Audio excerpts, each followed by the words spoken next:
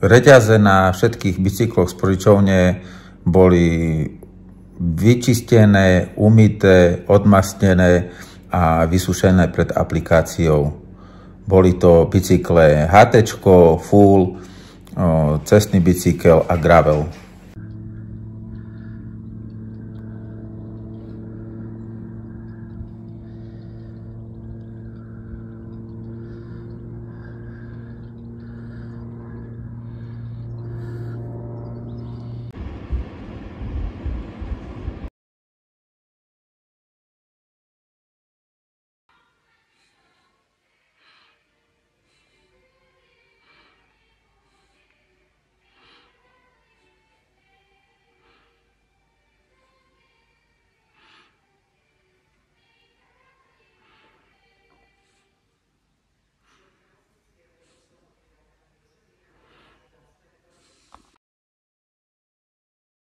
Skontroluj. Chce byť v svojich videách trápny.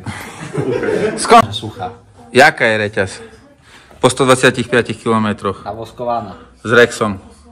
Navoskovaná. No tak cítiť, aké by vosk tam bol, no tak čo ti poviem. No, nie je suchá, či je suchá? Nie, nepríde mi suchá.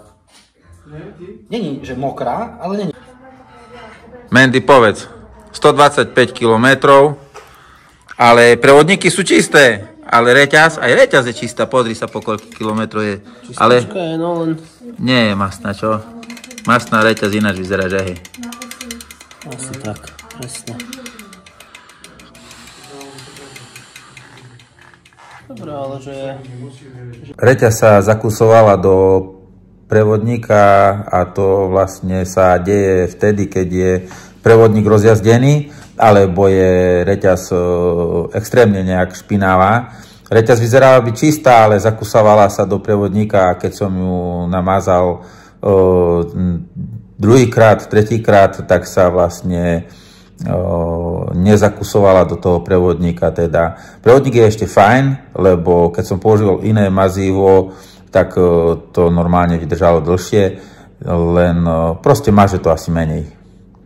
Výrobca tvrdí, že najlepšie vlastnosti mazíva sa dosiahnu až po 3. a 4. aplikácii a medzi ďalšími aplikáciami stačí reťaz dôkladne utrieť suchou handrou. Takže utieráme suchou handrou a nanesieme znova.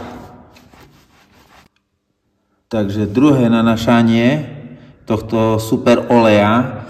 Uvidíme, ako to dopadne. Po 120 km bola reťaz veľmi suchá, ale všetko bolo čisté.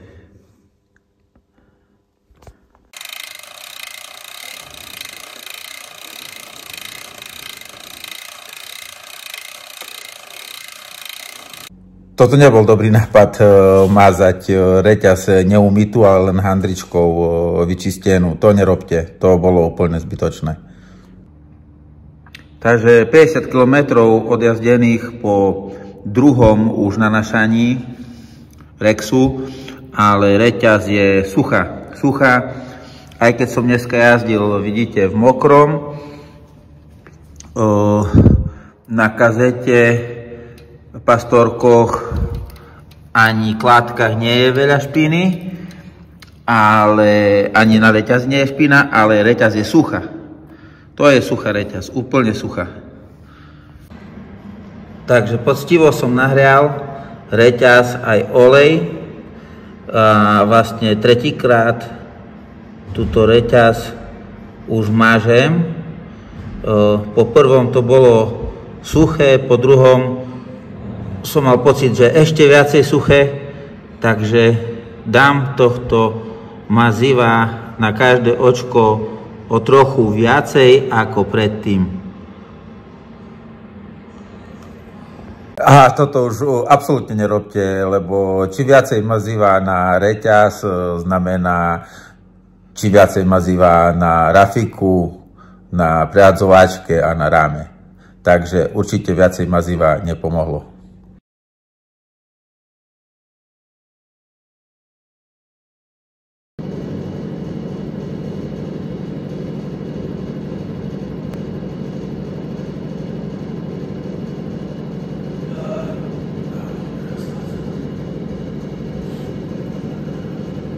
Takýto spôsob pomohol najviac, teda druhé mazanie na cestnom bicykli som urobil tak, že som dal reťaz dole, umyl som ju, vysušil, nahrial asi na 50 stupňov, takisto aj mazivo a takto som to pekne namazal a nechal vystúť, až tak som to dal na bike a bolo to super.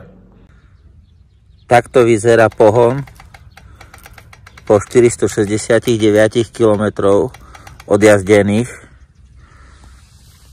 Celkom to vyzerá čisté. Reťaz zatiaľ nepíšti, takže ideme to vyčistiť a budeme mazať. Poznámky o tom, ako som mazal, čistil, jazdil, koľko kilometrov, aký terén, si môžete nájsť na mojom profile na Strave, kde som si robil takéto poznámky. 100 kilometrov na graveli v jesennom zimnom počasí. Vidíte, jak vyzerá bicykel. A takto vyzerá po 100 km pohon. Nešuští to, ale už sa na to nemôžem ďalej pozerať. Začalo to hrdzavieť, čo sa mi s Interflonom predtým nestávalo. Záver testu je taký, že ja toto mazivo viac používať nebudem. Vraciam sa naspäť k Interflonu, ktorý je vlastne za vlhkých podmienok oveľa lepší ako tento Rex.